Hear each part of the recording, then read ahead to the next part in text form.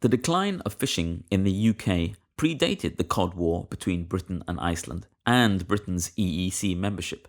The sharpest fall in the number of full-time fishermen in England after the Second World War was between 1948 and 1960. Since 1960, the loss of full-time jobs has been steady but slow, on average 135 a year.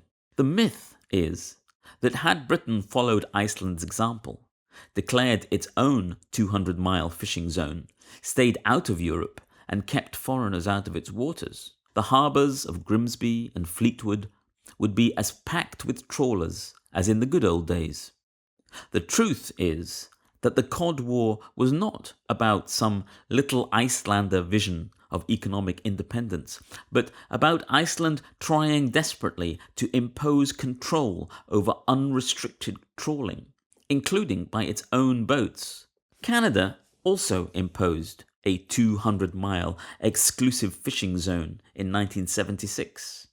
The Canadians reckoned that banishing the foreigners meant Canadian fishermen could help themselves to as much cod as they wanted. The result was overfishing on a heroic scale.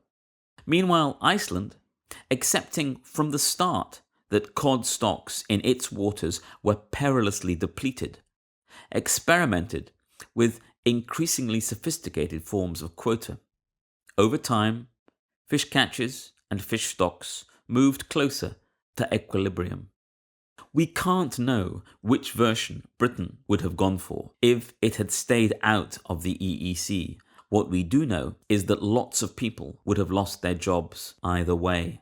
In Newfoundland and nearby regions, 45,000 jobs were lost almost overnight. In the 1980s, fishing in Iceland employed 16,000 people. Now, it's 8,000. Britain, meanwhile, was absorbed into the EEC's 200-mile limit.